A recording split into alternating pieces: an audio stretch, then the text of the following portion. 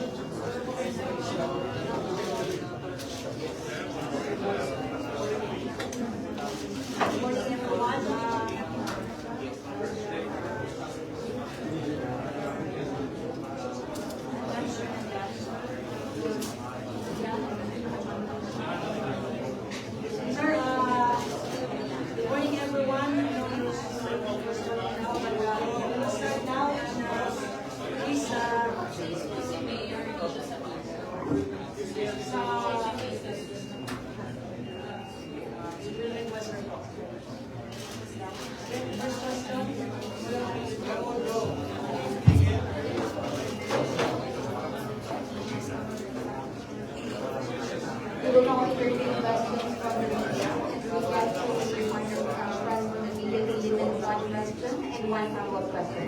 Our first question will come from ABS-CBN, Mr. Jeffrey Hernandez.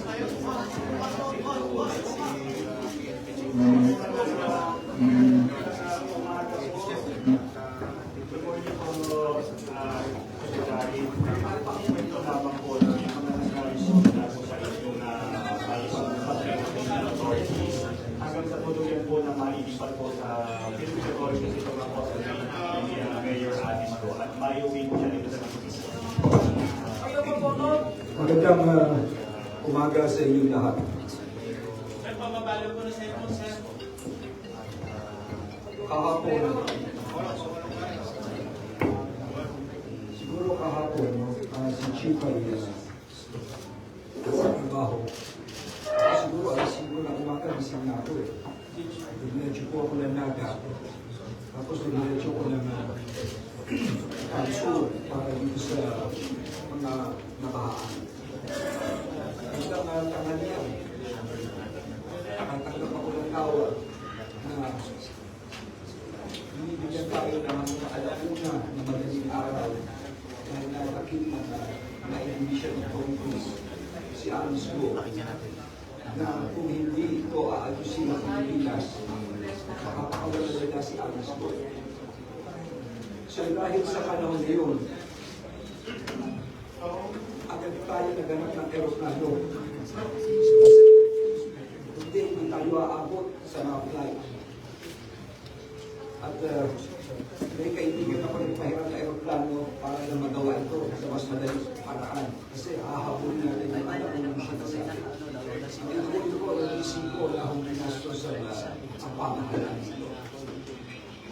Alas 6 na dito kami, nag-delay ang flight namin, pinalik kami ulit. Halos kalahating oras sa biyahe namin doon. Yung mga alas 3 na umaga, nandun na kami. And we have to wake up at 6 o'clock in the morning.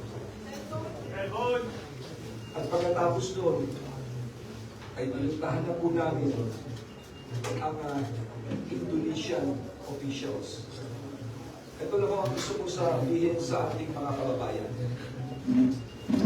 Nagpunta kami roon, Marbil, ako, no? At nauna na po ang BI at ang NBI doon.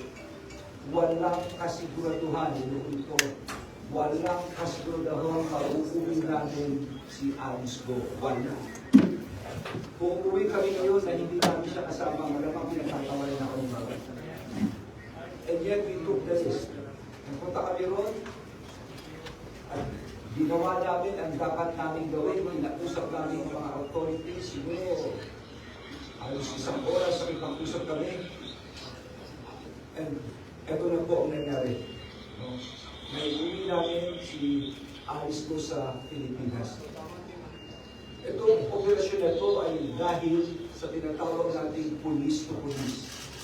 Nagkaroon ng memorandum understanding ang kapulisyahan ng Pilipinas at kapulisyahan ng Indonesia. Kung maaalala ninyo si Sheila Go at si Cassandra Ong, yun din ay dahil sa police to police na memorandum of understanding na kung saan ang kapulisyahan ng Pilipinas at kapulisyahan ng Indonesia ay magtutulong-tulong para hanapin ng mga pugante at iba pang may kinalaman na kuligan sa kanyang masa at magtutulungan. At kung nahuli na si Alice Go at gusto ko pasalamatan dito si General Macapas at ang ating police attaché na si Madamba at of course ang Indonesian counterpart na naka-assign dito, no? Ang pangalan niya po ay Police Senior Superintendent Retno, ang Indonesian Police Attaché. Siya po nakipag-coordinate sa Indonesia para malakad ito. At para na malaman po ninyo, sa part naman ng Indonesia, gusto ko pasalamatan si Police General Listio Sigit Prabowo, ang Chief ng Indonesian National Police. Tapos yung pong kanilang head ng Criminal Investigation Board, yung CID nila, si Police Commissioner General Wahyu Vida, si Police Inspector General Krishna Murthy, ito po yung kanilang sa Interpol ng Chief of International Relations, no? At itong si Police Commissioner General Matthews Pupo, ang Indonesian Narcotics Agency. At yung pong isang team ng isang Indonesia, ito po yung paglapag ni Alice Go sa Indonesia, hindi na nila binitawan kung saan nagpupunta sinusundan po. Kunyari, pumunta sa isang lugar, uupa sila isang bahay, susundan nila, paglipat, susundan nila ulit. Sinangga nila po ng halos more than 2 weeks, no? More than 2 weeks na pagbabantay po nito. Ito po si Police Senior Superintendent Odi Naturon, ng Chief of International Crime Section ng Interpol ng Indonesia. So, lahat po ito ay nagtulungan upang madapit po si Alice Go at yun na nga para maiharap po dito. No?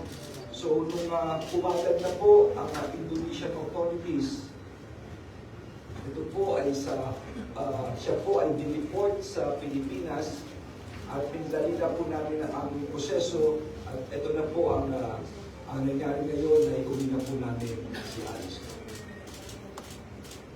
Yes. Sir, PJ Gomez po, GMA Integrated News. Maraming salamat po sa pagbigay ng detalye. Marami po tayong viewers na nakasubaybay po ngayon. Pero malaki pong tanong and request po para po sa mga kababayan natin. Maaari po ba natin iharap si Dismiss Mangban Mayor Alice Go? Please remove the mask. Opo. Ito po yung inaabangan po natin, no?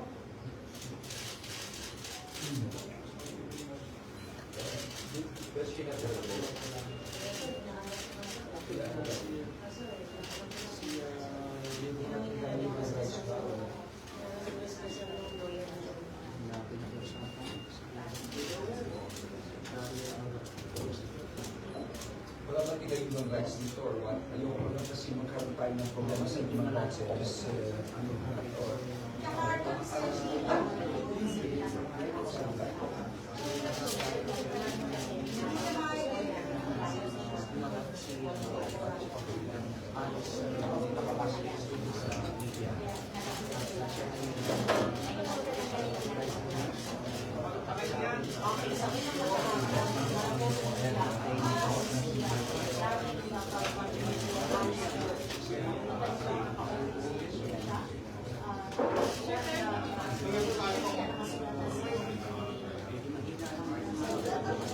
if there will be any other questions, Thank you very much, sir.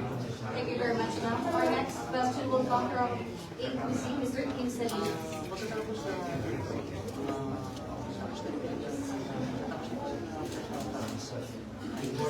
Sir, medyo kumakalat yung picture po ninyo with Mayor Alice po. So, kung saan masaya kayo with GPMP, ano po yung masasabi niyo po dito kasi medyo nagpa-viral sa ng social media, sir? well, salamat sa pagtanong mo. No? Alice, narinig ko, sabi, okay. Nag-request si Alice na kausapin kaming dalawa ni Chief. At sinabi niya na meron siya mga death threats.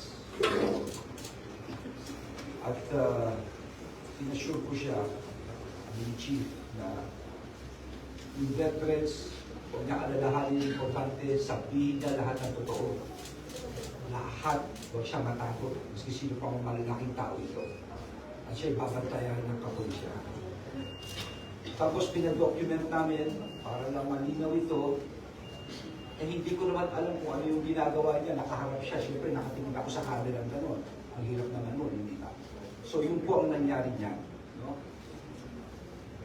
Alice, gusto mo bang sagutin? Ba't ka raw gumanyo? Yes, Guru siya rin. Ang Mayor Alice, bakit parang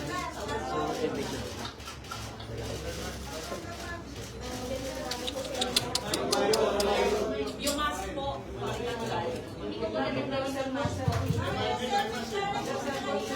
Kino-confirm ko po agad po yung sinabi po ni Secretary na meron po akong death threats po at humingi po ako ng tulong po sa kanila at masaya din po ako na nakita ko po sila. I feel safe po. Maraming salamat po. Mayor Alice, kaya po ba medyo masaya po kayo sa mga pictures and yung mga nakikipag-selfie pa po sa inyo, lagi kayo nakasmile na parang less stress po kayo sa inyo pong sitwasyon? Opo. SILG last na lang po, kanino po mananatili ngayon si Mayor Alice Guo? Sa Senate po ba o sa PNP Custodial Center natin? Ganito po kasi, no, nag-file po ng kaso. Kung maalala ninyo, ang una nag-file ng kaso labang kay Alice Guo ay DILG. At ito naging basihan ng ombudsman na mag-issue ng preventive suspension. Kung maalala niyo. Ngayon, ito ngayon tinanong natin sa ombudsman. Ito ngayon ay nakita ng ombudsman at tinanggihan ng DILG at sinampa po ito at kinasuhan na po siya. No? At ito ngayon ay nasa korte ng Kapas Tarlac. At ang Kapas Tarlac po ay nag-issue ng warrant of arrest labang kay Alice Guo. No, ganun po ang nangyari. Meron na po siyang warrant ngayon. At kanina nga binasahan siya. Sa aeroplano pa lang binasahan na po siya. Binasa yung kanyang demanda kasi nakademanda, inaaresto po. Dahil po rito, siya ay pansamantala, maski na yung gabi lang, dito muna siya sa PNP. Siguro si Chief ang makakapagsalita na rito. No? At yun naman sa Senado, kung sakali man, kung mag-debate siya, pwede na siya mapunta sa Senado. Ganun po kasi ang Chief, can you very active kung paano ang proseso ng police? Madam Gabriel, what will happen is, kukunin po ng if you will be under the custody ng PNP ng CIDG natin, no? Kasi meron siyang standing warrant of arrest. Then after that, pagka na-serve na-inform yung court kung sa RTC, then kung napag-bail siya, then we will turn over po natin sa Senema. Kung wala po turn up, kung wala po siyang bail, it will be under the custody po ng CIDG ng PNP po. Sir, thank you very much. We will entertain two more last questions, and we are from GMA, Ms. Nifa David. Good morning, sir. Sir, Nifa David from DZWB. Pa-explain lang po para sa ating viewers and listeners. Kasi po si Mayor Alice po, former mayor, nakita kanina habang sinunod niya sa Indonesia, naka-casual clothes lang siya, masaya siya, nakapag-selfie pa nga. Pero ngayon po, naka-orange t-shirt with si detainee bar.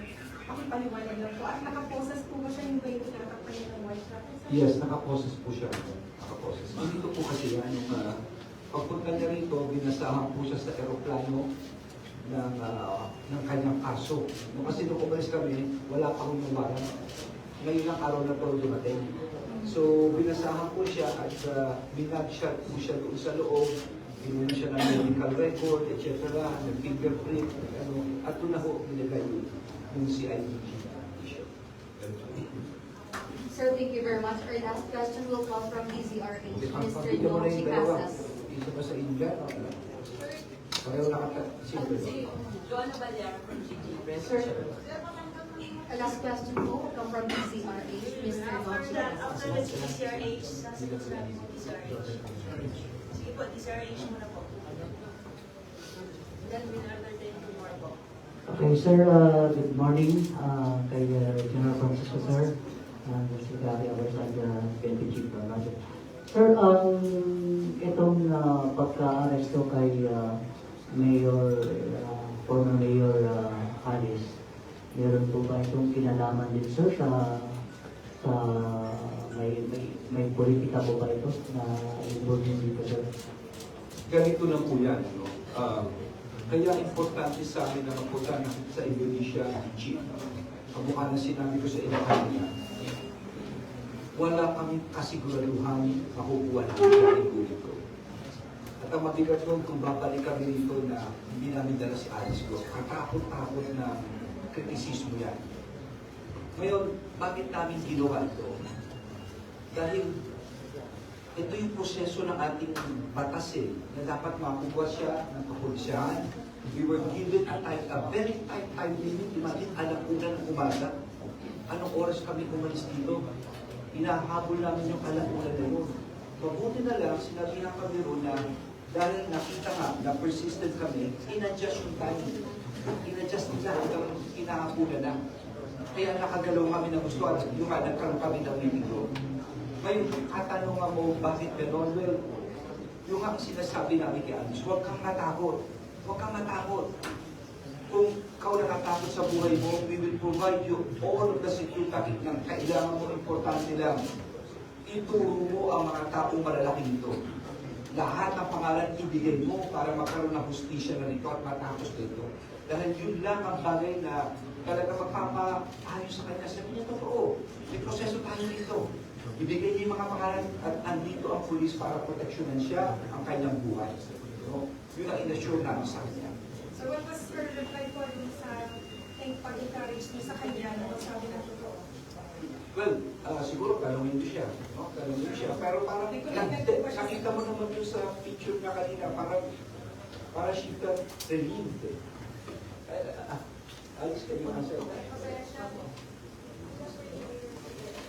Wala yung lawyer niya. It's under human rights. Wala po siyang Commitment na sasabihin niyo, yun lang sinabi ko, yun ang pinayo ko sa kanya. Huwag siya matakot, sabihin yung totoo. Yun lang. We will take care of her security. Sir, Yeah. yung pwede mong napag-usapan ba sa Indonesian swap? May drug lord? Well, eto na lang, ang basis nitong ating ginawa ay deportation to Sydney. Totoo lang, napakabigat ng mission namin, ha? Napakabigat nito. Gano'n ka-komplikado ito. Meron pa yung mga swap-swap na pinag-uusapan nila. Hindi biro ito.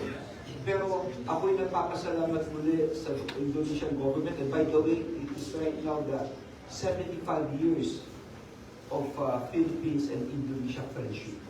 Itong taon na ito. Nag-coincide pa, nandun pa kasi Santo Papa nasa Indonesia pa ngayon.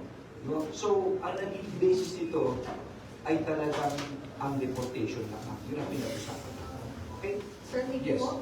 Sir, we have one more question from DWIC, Mr. Joe Casas. Natutunan ko ba kung sino po, paano po nakalabas, at kung mayroon kami taong nasa likod? Hindi na po namin, kasi masyadong mabilis ang pangyayari. Yung maraming tao kanina, no? At totoo lang, bukod sa kay Chief, sa PNP, rin po, ang gusto ko rin pasalamatan, no? masaya lang talaga na nakuha namin. Yun ang pakiramdam kanina na at last mission accomplished. At maibabalik namin siya sa Pilipinas. Yun ang pakiramdam ng team kanina. Sir, yes sir. So pwede po ba kay ex-mayor ko, kung totoo pong nagbangka sila sa palabas ng Pilipinas?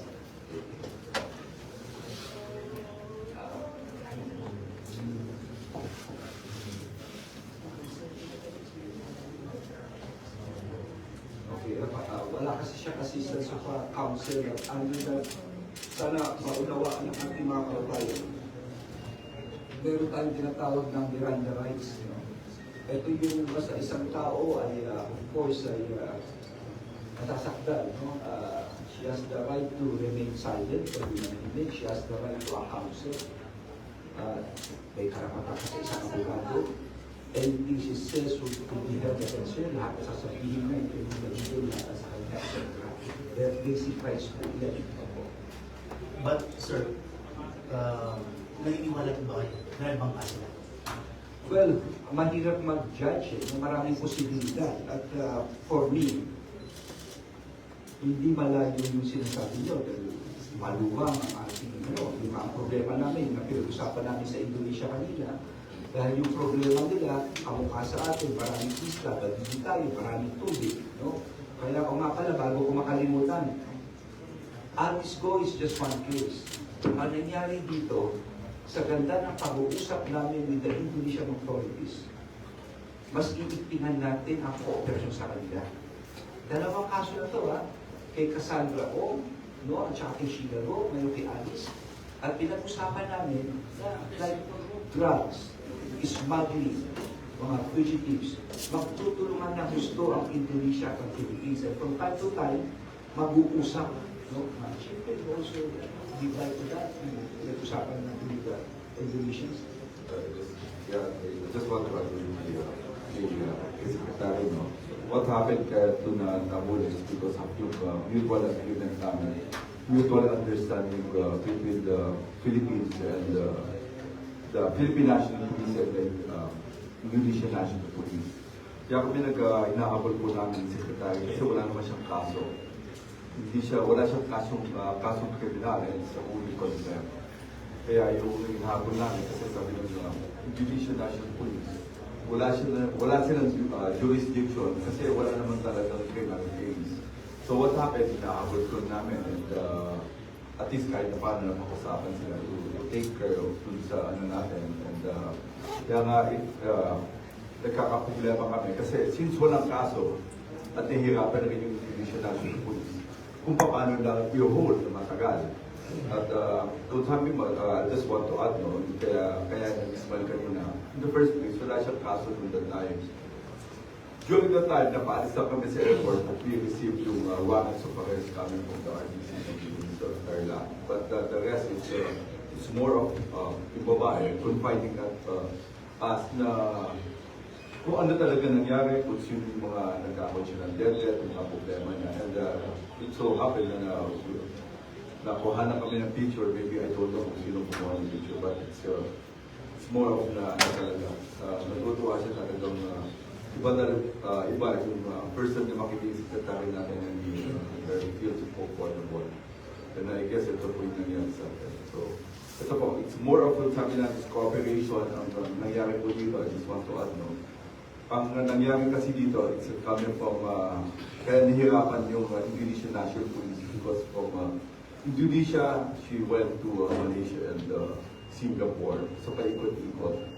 And they took, at sabi ko nga, it's really a good choice na chance na lang talaga nakuha nila. Ang just they took a visa, they opened one of the houses na nandun tatago siya. Kaya yun po yung nangyari sa tama po yung sasabi nila. It's really a form of mutual agreement between us. Kaya lang nga sinasabi nga ng Indonesian National Police. You have to go there right away because they have no case. We cannot hold them for quite a while, more than 24 hours. So ito po yung nangyari sa Alice Go. Sir, thank you very much. Idadagdag ko lang, no? Lalo na sa mga nakikinig ngayon. Napakahirap na maging puhante ka sa ibang bansa. Tandaan mo. At yun ang pinag-usapan namin sa Indonesia. Bakit?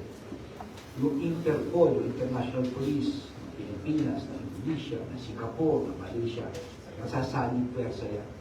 Kung anong nangyari rito ngayon sa Indonesia at Pilipinas, yan ang mangyayari sa lugar na ito. Talagang magtutulungan. Yun po ang napagkasunduan natin. Sir, thank you very much. Thank you very much. We have last one question for the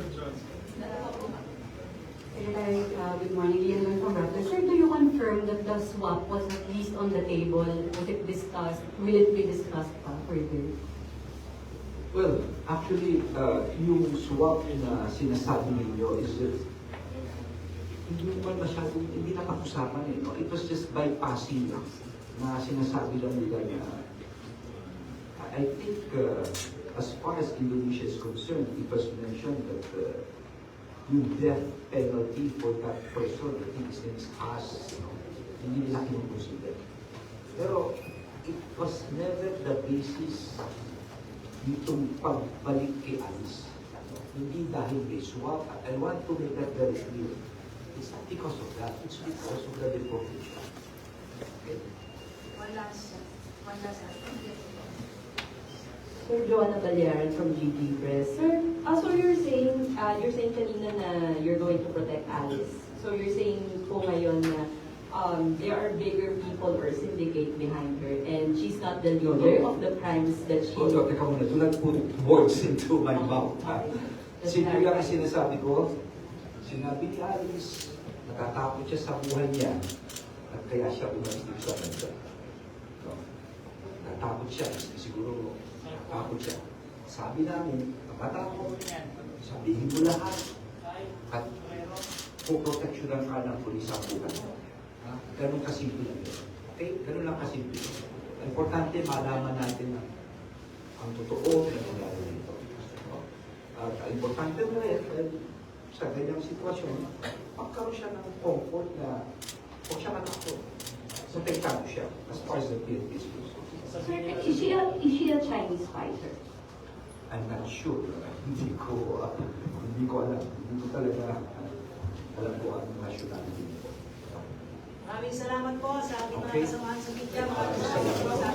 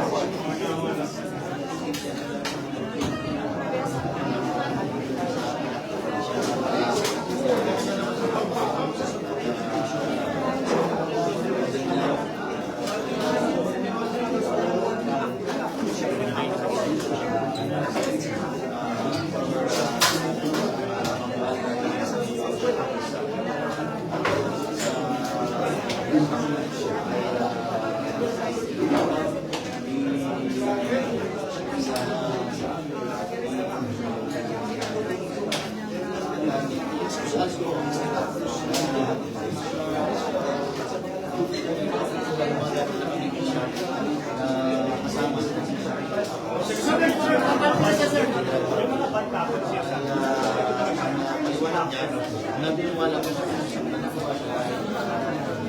sabi niya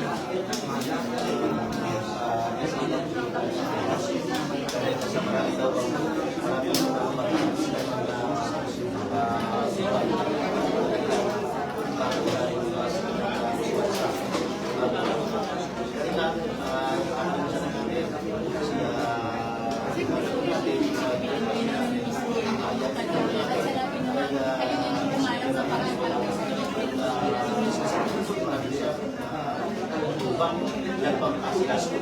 pero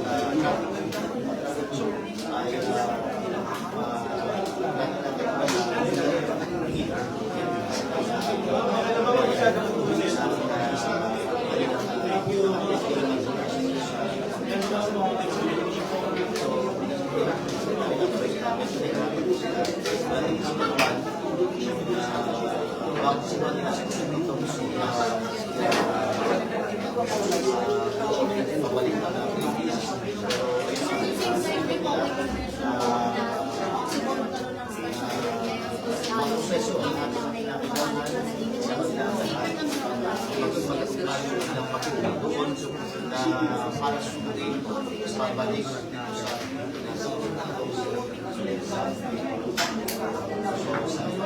ay nakalabas na sa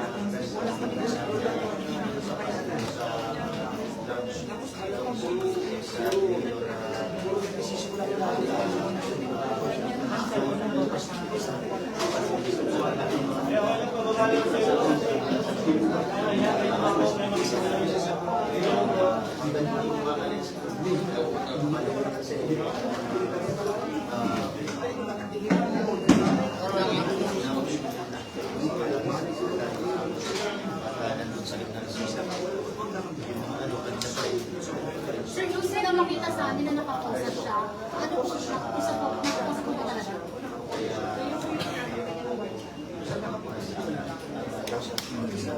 Sir, isa lang na nakikiusap. So, yes,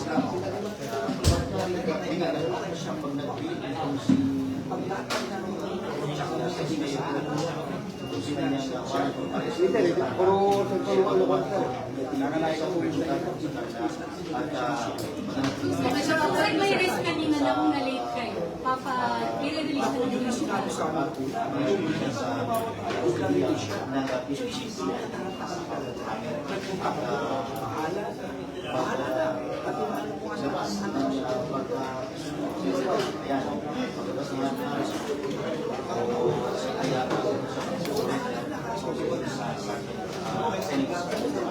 Sir, nakawas niya siya pero baka nakalabas pa rin ba?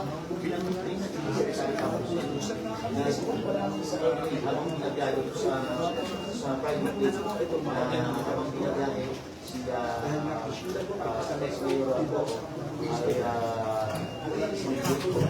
ay yan ang kooperasyon yung WhatsApp ko sa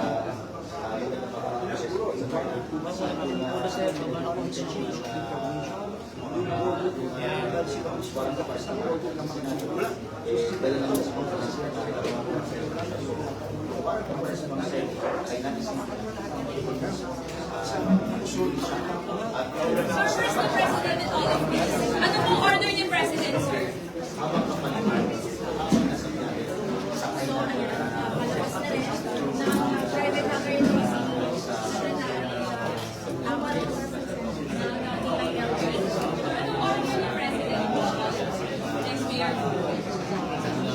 proseso.